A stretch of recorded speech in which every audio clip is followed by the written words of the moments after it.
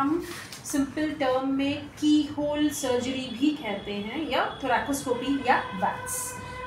Robotics में भी मैंने एक्सपीरियंस लिया है, एंड लंग ट्रांसप्लांट सर्जरी की या लंग ट्रांसप्लांट सर्जरी का एक्सपीरियंस भी मैंने लास्ट ईयर अर्जित किया है। तो मेरा overall experience I would say it is of 10+ years, and it is a unique mixture or a unique blend of covering the surgeries for the Indian patients and some extraordinary or a niche skills from Western world, ठीक है, या Western hemisphere.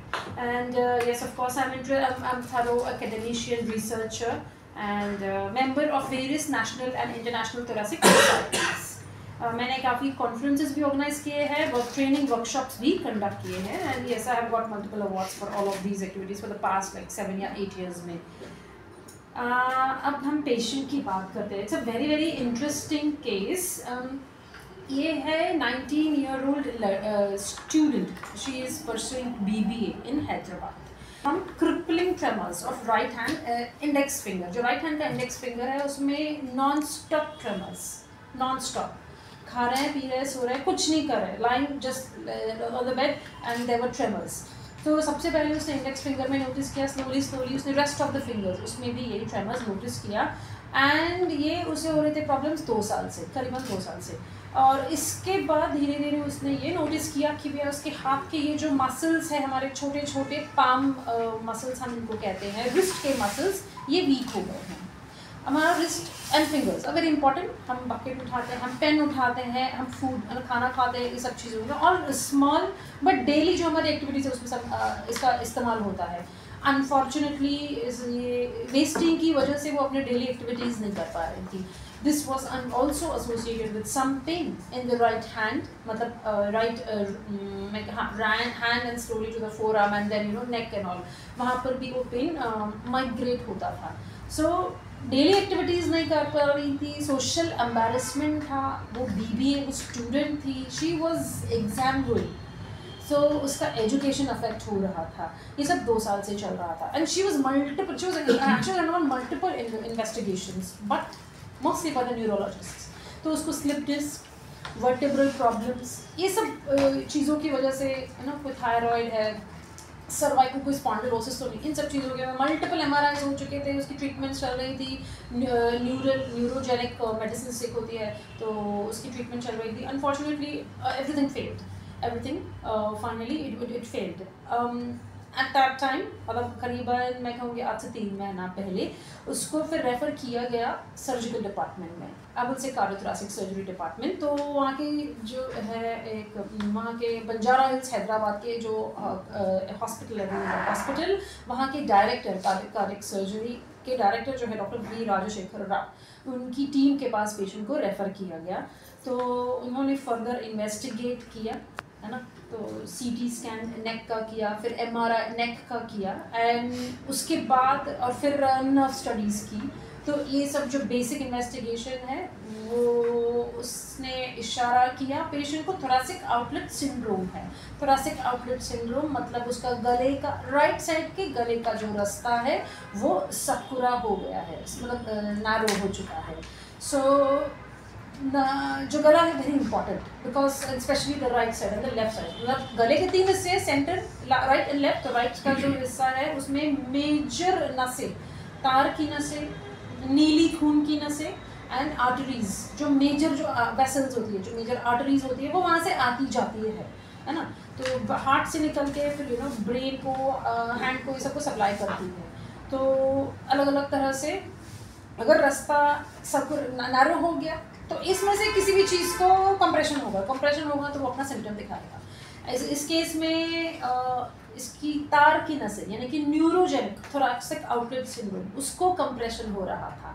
तो उन्होंने ये investigation से फिर धीरे धीरे पता चला, एंड अल्टीमेटली जब डायग्नोसिस कंफर्म हो गया तो क्योंकि ये थोरैसिक सर्जरी है या फिर छाती रूट सर्जरी के अंडर में आता है, तो मुझे कॉल आया। मुझे जैसे ही कॉल आया I flew down from Nagpur to Hyderabad, और फिर मैंने पेशेंट देखा। और फिर हम लोगों ने मल्टीपल डिस्कशन किया एक दूसरे के साथ में। एंड मेरा क्योंकि हमेशा से इंटरेस्ट और चाह हमेशा की होल सर्जरी में ज़्यादा झुकाव रहा है पहले से ही, तो मैंने उनको ये ऑफ़र किया कि मैं इसको की होल द्वारा करना चाहूँगी। And thankfully by God's grace हमने उसको राइट साइड में दूरबीन डालकर छाती द्वारा एक छोटा होल किया 3 सेंटीमीटर का, है ना, छाती in front of the chest, वहाँ से कैमरा डाल के हमने सारा सर्जरी किया।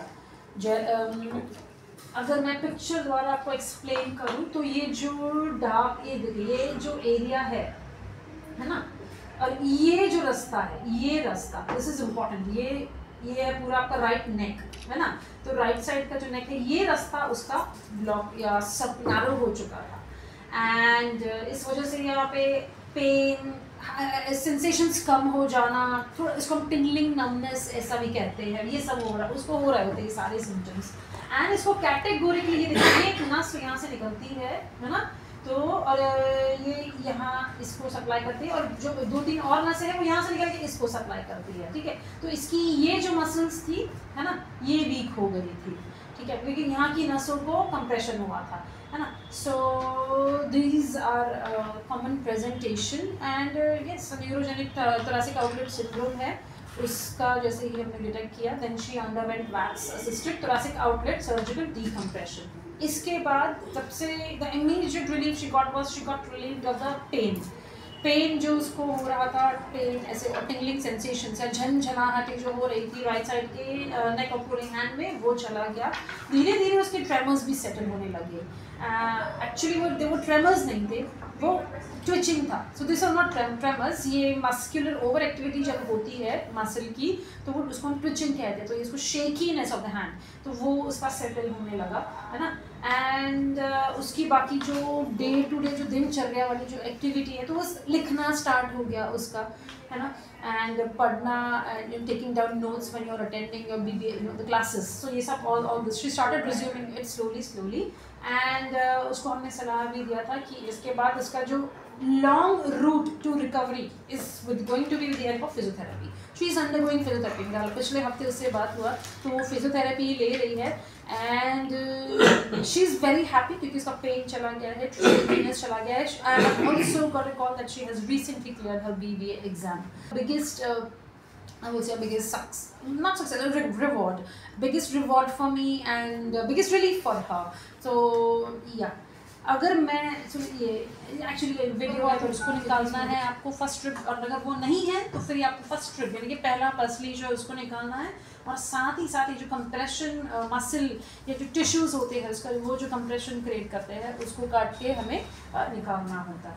कैसे भी आप इसको मल्टीपल तरीके से कर सकते हैं, जैसे इंसिजन्स या अप्रोच फॉर सर्जरी, या तो आप गले में आप जैसे 4 से 6 सेंटीमीटर का इंसिजन लगा के ये कर सकते हैं, या गले के ऊपर या क्लैविकल जो कॉलर बोन हम कहते हैं, कॉलर बोन के ऊपर एक बड़ा इंसिजन लगा दो, क्योंकि 4 to 6 सेंटीमीटर का कॉलर बोन के नीचे इंसिजन लगा दो 4 to 6 सेंटीमीटर। कुछ लोग कॉलर बोन कट करके भी ये सर्जरी करते हैं। And but best approaches are minimally invasive approach, मतलब दूरबीन द्वारा। तो मेरा जो पसंदीदा था, है ना, दूरबीन से, तो वैक्स उसके द्वारा या फिर रोबोट द्वारा भी आप ये कर सकते हैं। अगर आपके पास रोबोट का ये है तो रोबोट अवेलेबल है तो definitely you can do robotically also. Best results you get, if the surgery happens well and if all things go well. Benefits of keyhole मतलब minimal invasive या keyhole surgery के सारे benefits, है ना, recovery जल्दी होती है, तो जल्दी रिकवरी है, early discharge and all. But most important in this case कि सिम्टोमेटिक रिलीफ उसको ज़रूर मिलेगा, उसका क्वालिटी ऑफ लाइफ वो इम्प्रूव होगी पेशेंट की। They will be able to resume to the daily activities very soon. So I think I would say that this is not, yes. Only thing is it needs a little bit of awareness, not just